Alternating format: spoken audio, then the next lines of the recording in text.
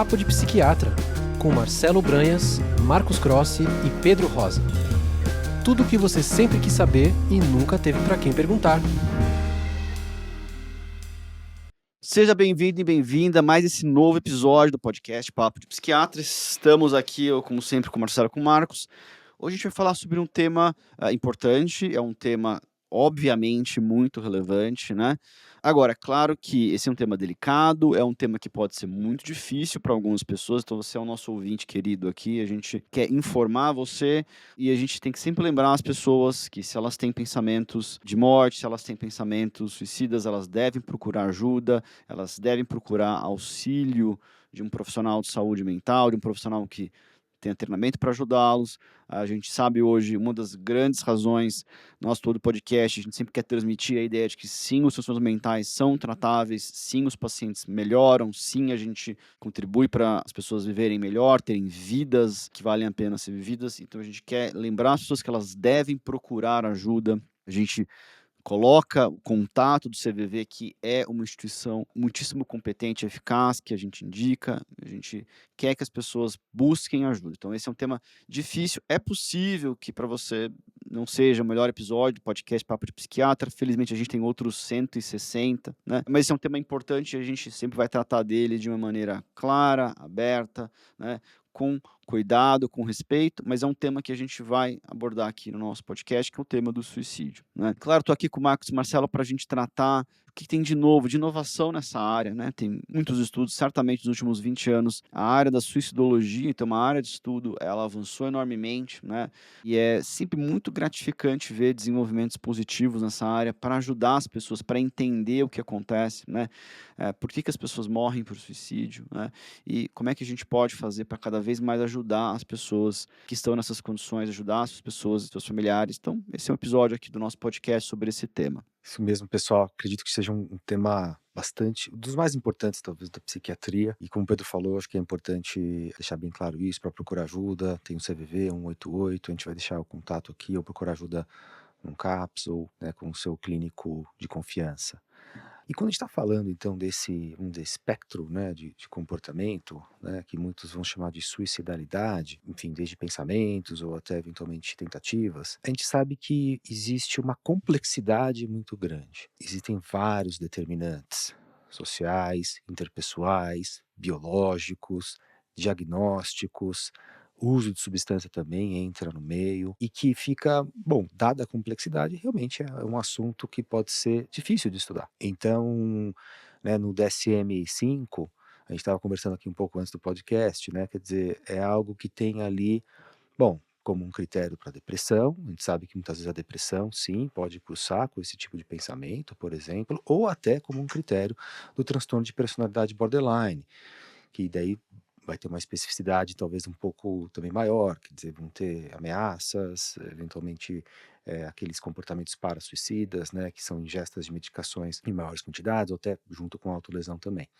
Mas não tem nada muito específico relacionado à suicidalidade. E como o Pedro falou, esses estudos vêm progredindo, existem fatores muito importantes que esses pesquisadores começaram a detectar nessas pessoas que eventualmente tentam suicídio. Fatores psicológicos, e que estão se mostrando muitas vezes específicos para que esse tipo de comportamento aconteça. Então, por isso que, vamos dizer, existem novas propostas de como eu consigo conceitualizar isso, operacionalizar isso numa síndrome distinta, num diagnóstico distinto, que a gente coloca no manual diagnóstico, e daí os clínicos vão ter acesso a todas essas novas informações e usar isso para os seus pacientes. É daí que vem, então, essas novas propostas, e daí colocam, vamos dizer, observações interessantes que muitas vezes a gente observa na prática clínica em pessoas que estão com mais risco. Então, por exemplo, né, a pessoa se sente um fardo para os outros, dentre outras alterações. Então é isso que a gente vai falar um pouco para vocês disso, desses desenvolvimentos, porque eu acredito que isso pode ser um avanço para que médicos, os psiquiatras, os psicólogos consigam tratar melhor esses pacientes. Exatamente, Marcos. Então, assim, a gente vai falar aqui, basicamente, sobre 4 diagnósticos que têm a ver com o tema, sendo que 2 deles já existem nas classificações atuais, sob uma especificação de que ainda precisam de mais estudos, ambos, né? Mas e os outros ainda não. Não existem nas classificações atuais, mas estão sendo propostos de serem incluídos.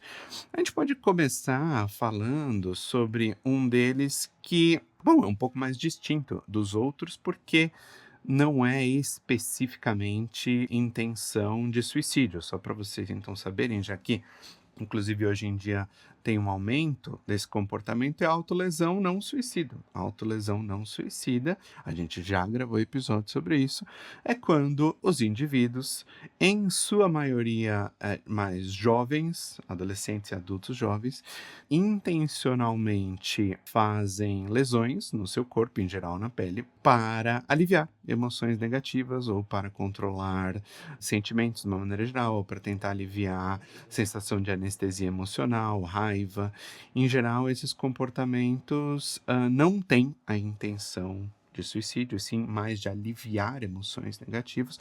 No entanto, a gente sabe que tem uma associação muito grande com o suicídio e esses indivíduos estão em maior risco de ter tentativas de suicídio. Então, em adolescentes isso acontece bastante e a gente tem que distinguir, apesar de as coisas poderem acontecer juntos. E uma outra entidade nosológica, ou seja, outro transtorno, por assim dizer, ainda sob estudo, que já tem nas classificações atuais, é o transtorno do comportamento suicida, que já está no DSM-5, e exige pelo menos uma tentativa de suicídio nos últimos 2 anos. Tá? E as pessoas que são a favor de você usar esse diagnóstico dizem que, bom, você ter um diagnóstico formal de suicidalidade faz com que as pessoas estudem mais o tema, que as pessoas pensem ativamente sobre o tema, porque atualmente na classificação mais oficial, ou seja, nas coisas que não estão ainda sob estudo, na classificação mais oficial, o suicídio está espalhado, por assim dizer, em outros diagnósticos, como depressão, transtorno borderline, transtorno bipolar, esquizofrenia.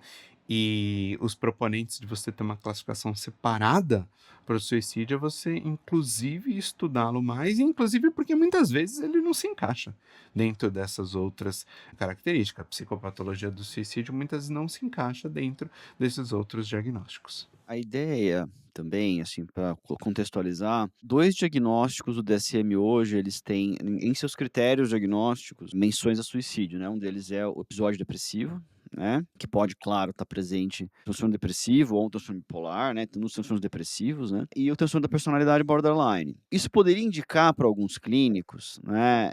Não que tenha sido a intenção do DSM e seria de uma ingenuidade clínica grande, mas que a gente observa, de que não é muito necessário avaliar a suicidalidade em outros diagnósticos, ou que a presença de suicidalidade indicaria a presença desses 2 diagnósticos, necessariamente em algum grau, ou de um ou de outro, o que também não é verdade. Então, por exemplo, a gente vê que a gente tem que, às vezes, em transtornos de ansiedade, lembrar as pessoas que as pessoas podem ter suicidalidade em contexto de transtorno de ansiedade.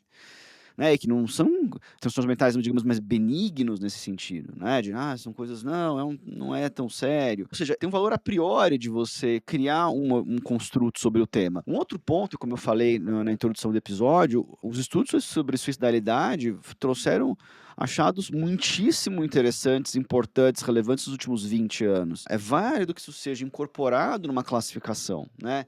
Então, só para trazer aqui a teoria interpessoal do suicídio, muito divulgada pelos Thomas Joyner, os interessados, ele tem palestras extraordinárias no YouTube, Thomas Joyner, é com TH, Joyner com J, né? Sobre a ideia de que 2 aspectos que ele chama em perceived burdensomeness, que seria o indivíduo sentir que ele é uma sobrecarga para o outro, né? E um outro termo que ele chama que é thwarted sense of belonging, que é o comprometimento de um senso de pertencimento, né?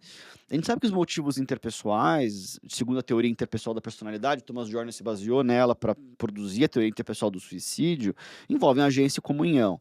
E a agência do indivíduo sentir que ele tem uma capacidade de cumprir os próprios objetivos, de perseguir os próprios objetivos, de influenciar o mundo e de ter comunhão com uma relação de comunidade, de senso de pertencimento a um grupo de pessoas. Problemas dessas 2 áreas vão trazer um risco elevado de suicídio. Ou seja, essa percepção de que isso tem que ser avaliado no paciente é trazido para uma classificação se tem um diagnóstico que é incluído como o que eles chamam de ASAD, né, que é Acute Suicidal Affective Disturbance, que seria a perturbação ou transtorno da suicidabilidade afetiva aguda, né, que envolve um aumento abrupto de ideação suicida, né, e que esses elementos, além de outros, vão precisar ser avaliados, né? Essa dificuldade de pertencimento e essa dificuldade de se sentir uma sobrecarga em relação aos outros, né? Ou seja, tem um sentido disso, né? É evidente que para o desenvolvimento de um transtorno mental, uma série de outros elementos precisam ser avaliados. Se o construto, os critérios em si, eles têm uma confiabilidade, eles têm uma validade, eles têm uma capacidade de ser distinguidos de outros transtornos mentais, os estudos estão em andamento e os resultados parecem positivos.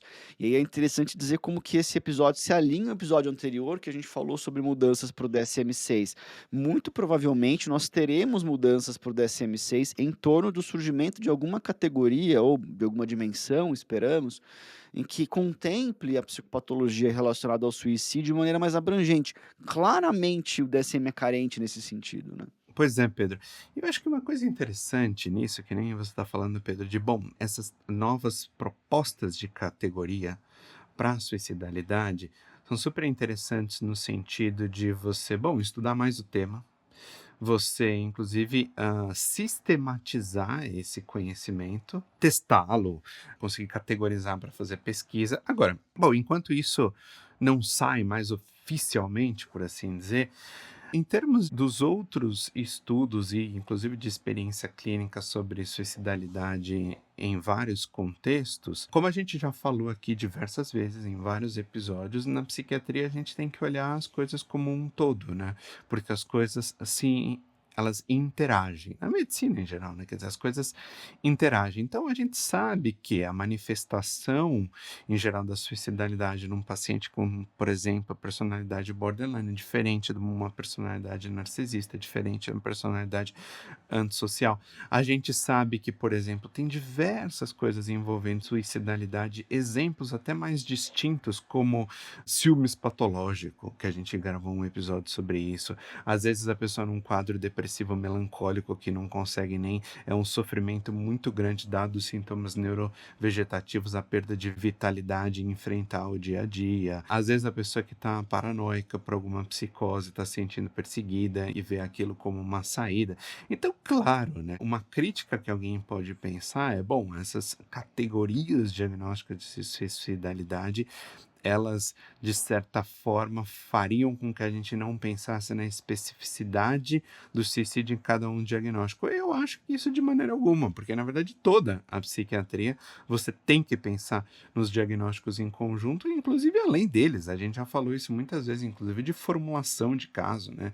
E vários, felizmente, cursos hoje em dia estão sendo feitos de uma psiquiatria centrada no paciente, né? Ou seja, você vai entender, além dos diagnósticos, o que especificamente tem a ver com a história de vida daquele indivíduo, né? Tem histórico ou não de suicídio na família, o paciente, por exemplo, tem um luto, tem um trauma, tem um abuso, tem um bullying no passado. Às vezes, apesar de ser a minoria, grande minoria dos casos, mas a gente tem que sempre pensar também, além da ideação suicida, uma ideação homicida também. Então, assim, óbvio, né? Esses diagnósticos vão ajudar muito, mas claro que não preclui você observar essas outras coisas, né, que eu acabei de falar. Existem algumas especificidades que o Marcelo está falando desses diagnósticos que, mesmo uma pessoa que eventualmente tenha TEPT, tenha depressão, eventualmente tenha algum problema de personalidade, um transtorno de ansiedade, existem alguns elementos comuns desses diagnósticos que, eventualmente, ao longo de um certo desenvolvimento, de certas situações sociais, podem evoluir para um quadro suicida e que podem ter essas características que a gente tem comentado aqui, que o Pedro falou, por exemplo, da teoria interpessoal do suicídio, né? Como que isso se desenvolve, tanto em alguém eventualmente que tem transtorno de estresse pós-traumático, quanto alguém que eventualmente tem uma personalidade anancástica, por exemplo. E talvez a gente conseguindo perceber essas especificidades, a gente consegue também achar outros tratamentos, né? Então, a gente percebe que, você, eventualmente, uma pessoa que tem uma depressão, claro que você vai ter que tratar a depressão da pessoa, eventualmente com antidepressivo, com várias medicações, Mas existem outras intervenções relacionadas à suicidalidade que também vão ser importantes. O psiquiatra, eventualmente, ele pode pensar em, poxa, restrição de acessos a meios letais, eventualmente, bom, internação, claro, pesando prós e contras, mas também outros aspectos que você consegue manejar esses fatores que estão relacionados à suicidalidade. Essa parte interpessoal, por exemplo, né? Sono, poxa, a pessoa está agitada, ela não está conseguindo dormir, isso, bom, pode ser reflexo da depressão, mas se eu estou tratando alguém que tem eventualmente esse problema, vai ser muito importante eu agir em cima do sono, em cima dessa agitação. Então isso vai indicar um tratamento mais específico e que a gente vai conseguir ajudar mais esses pacientes que estão muitas vezes desesperançosos, desconectados com as pessoas e que de alguma maneira esses fatores, né, desesperança, desconexão, não necessariamente estão relacionados a esse transtorno específico que hoje está no DSM como depressão e como realmente TEPT e assim por diante. Claro que pode ser também, né, aí que vem o raciocínio clínico, né, do psiquiatra e do psicólogo para tentar identificar qual que é o fator que está gerando toda essa desesperança, né? E achar novos tratamentos isso vai ser importante. Então, a gente sabe que existem tratamentos hoje psicoterápicos focados em suicidalidade. A gente sabe que a terapia comportamental dialética, por mais que ela tenha muita evidência para pacientes que têm um transtorno de personalidade borderline, também pode ser uma terapia eventualmente para pessoas que têm suicidalidade crônica. A Marsha Linehan, quem desenvolveu o tratamento, era uma pesquisadora de comportamento suicida, de parasuicídio, de autolesão, né, antes de se tornar uma terapeuta também DBT, que afinal ela desenvolveu, e dentre outras, tem abordagens psicoterápicas novas, plano de segurança, bom, cetamina, a gente tem um episódio sobre cetamina, também pode ser uma abordagem para esse tipo de problema, EMT também, então, né, você criando, vamos dizer, um diagnóstico mais específico, eu consigo achar também tratamentos mais específicos para um problema de saúde pública importante.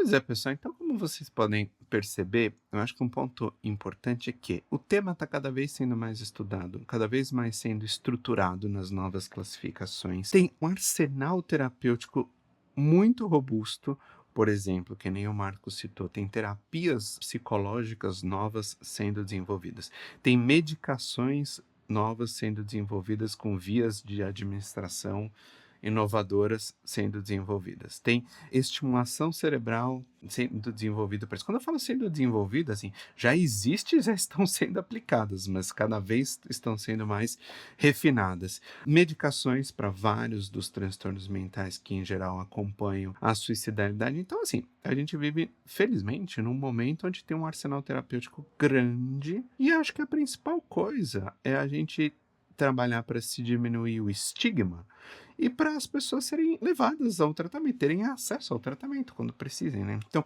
você que está ouvindo esse episódio, se você passa por esse problema, ou se o seu familiar também passa por esse problema, tem uma série de coisas super efetivas para ajudar você ou essa pessoa que podem ser feitas, né? Que nem todas essas que eu citei, claro, né? Procurar ou um profissional qualificado ou, né, no início, que nem a gente já comentou, CVV, por exemplo, entre outras, posto de saúde, hospital, pronto atendimento, tudo que for necessário. É isso, pessoal. Esperamos que esse episódio aí tenha trazido uma luz sobre esse tema. Bom, vamos lá, a gente agradece a audiência e até a próxima. Um abraço. Um abraço, pessoal. Até o próximo. Um abraço, pessoal. Até a próxima.